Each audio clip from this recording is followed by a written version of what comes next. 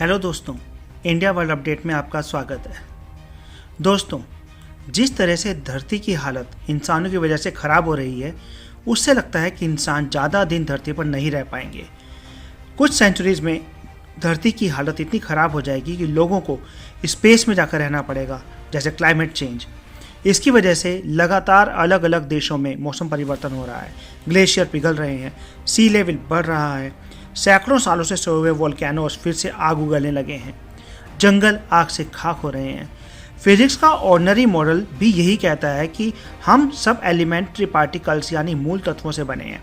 इसलिए प्रकृति के नियमों के आधार पर हमें मौलिक स्तर पर इनसे छेड़छाड़ करने का कोई अधिकार नहीं है, क्योंकि सभी मूल तत्व फिजिक्स के नियमों के तहत आपस में संबंध बनाते या बिगाड़ते हैं।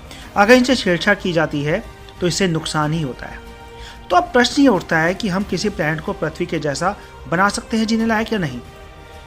पृथ्वी से बाहर जीवन को संभव बनाने के लिए एक प्लैनेट तकनीक टेराफॉर्मिंग का नाम लिया जाता है।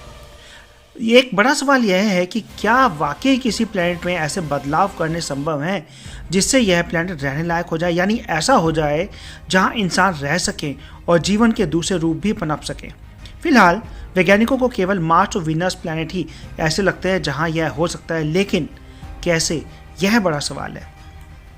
सोलर सिस्टम के अलावा अभी तक के जो भी हमें सोलर सिस्टम या ब्रह्मांड में हमें मालूम है, वो सिर्फ पृथ्वी ही ऐसा प्लैनेट है जहां पर जीवन के लिए आदर्श परिस्थितियां हैं।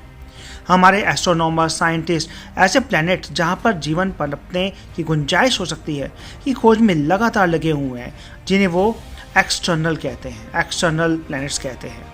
इसी बीच पृथ्वी पर जलवायु परिवर्तन और अन्य समस्याओं को देखते हुए यह भी लग रहा है कि जल्दी ही पृथ्वी शायद इंसानों के रहने के काबिल न रहे। ऐसे में दूसरे प्लैनेट्स को जीवन के अनुकूल बनाने के विकल्प पर भी विचार किया जा रहा है, लेकिन क्या ऐसा संभव है? किसी प्लैनेट के बदलाव करके उसे रहने लायक बनाने के प्लैनेट विज्ञान को हम टेराफॉर्मिंग कहते हैं। हमारे सोलर सिस्टम में पृथ्वी से मिलते जुलते प्लैनेट्स मार्स और वीनस हैं। मार्स सूर्य से बहुत दूर है और वीनस सूर्य के बहुत पास है। दोनों ही प्लैनेट पृथ्वी से काफ़ी अलग भी हैं। इनमें मुख्य जो डिफरेंस है वो एटमॉस्फेयर का है। दोनों में ही ऑक्सीजन वाला एटमॉस्फेयर नहीं है। मार्स में टेराफॉर्मिंग के लिए उसको अधिक उपयुक्त माना जाता है, लेकिन मार्स के एटमॉस्फेयर में ज़्यादातर कार्बन डाइऑक्साइड है और यह एटमॉस्फेयर बहुत ही पतला है, बहुत ही हल्का है। यहाँ अर्थ जैसा एटमॉस्फेरिक प्रेशर या वायुमंडलीय दबाव नहीं है जो लिक्विड वाटर को कायम करके रख सके। वहीं मार्स की सरफेस का पूरा पानी बर्फ के रूप में एटमॉस्फेयर में बहुत ही कम मात्रा में है और वाटर वेपर की फॉर्म में भी है। मार्स के एटमॉस्फेयर में बहुत सी ऑक्सीजन और नाइट्रोजन का मिक्सचर डालना होगा जिससे वो इतना भारी हो जाए कि हम सांस ले सकें, और इतना एटमॉस्फेरिक प्रेशर हो जिससे पानी लिक्विड फॉर्म में कायम रह सके। मार्स पर नाइट्रोजन और ऑक्सीजन वहाँ के सॉइल में नाइट्रेट्स के रूप में मिल सकती हैं जो इन दोनों मॉलिक्यूल से मिलकर बनते, लेकिन उनसे इन गैसेस को निकालना बहुत मुश्किल काम होगा। मार्स का एवरेज टेम्परेचर भी -60 डिग्री सेल्सियस है। इसके लिए उसके एटमॉस्फेयर में हीट टिक सके ऐसी व्यवस्था करनी होगी। यहाँ ग्रीन हाउस इफेक्ट के लिए हम और भी ज़्यादा कार्बन डाइऑक्साइड और मीथेन डालनी होगी, जिससे मार्स गर्म होगा और बर्फ़ पिघलेगी, जिससे पृथ्वी के क्लाइमेट की तरह एक वाटर साइकिल बन सकेगा और मार्स के मौसमी बदलाव में बारिश भी हो सकेगी। और दूसरा ऑप्शन है हमारे पास वीनस का। वीनस पर भी टेराफॉर्मिंग कर सकते हैं और वीनस का ग्रेविटी पृथ्वी की तरह ही है, लेकिन उसका एटमॉस्फेयर हमारी पृथ्वी के एटमॉस्फेयर से सैकड़ों गुना ज़्यादा भारी है, जो हमें दबाकर कुचलने के लिए ही काफ़ी है। इसलिए हमें वीनस का एटमॉस्फेयर हल्का करना होगा। हमें वहाँ से कार्बन डाइऑक्साइड और कुछ नाइट्रोजन निकालनी होगी, लेकिन अगर हम एटमॉस्फेयर से भारी मात्रा में कार्बन डाइऑक्साइड हटाने के प्रोसेस जानते होते तो ऐसा पृथ्वी पर ही सबसे पहले करते, जहाँ इसकी ज़रूरत भी है। लेकिन मार्स और वीनस के साथ समस्या यह है कि आज वो ऐसी स्थिति में पहुंच गए हैं जो पृथ्वी से काफ़ी अलग है। अगर हमने उसमें बदलाव करने का प्रयास किया और छोड़ दिया तो फिर से पहले जैसे हो जाएंगे। इसलिए टेराफॉर्मिंग के जरिए बदले गए मार्स या वीनस पर इस तरह के हमें प्रयास बार बार करने होंगे। और शायद यही कारण है कि टेराफॉर्मिंग के जरिए किसी प्लैनेट को बदलने की जगह अंतरिक्ष में ही ऐसी कॉलोनी बनाई जाए जहां एक इकोसिस्टम टिक सके और जीवन के बहुत से रूप कायम रह सके। इसके अलावा किसी दूसरे सोलर सिस्टम में पृथ्वी जैसा प्लैनेट मिलने पर हमें वहाँ भी जाने का प्रयास कर सकते हैं, लेकिन फिलहाल हमें ऐसा करने में सक्षम नहीं है। अभी तो सबसे अच्छा यही होगा कि पृथ्वी पर हमें इंसानी असर को मैक्सिमम कम कर सकें। अब अगर हम बात करते हैं किसी और सोलर सिस्टम में रहने की, तो साइंटिस्टों ने ऐसे 3 नए प्लैनेट्स की खोज का दावा किया है जहां मानव जीवन संभव है। लेकिन क्या वाकई हम वहां जी सकते हैं, वहां जा सकते हैं?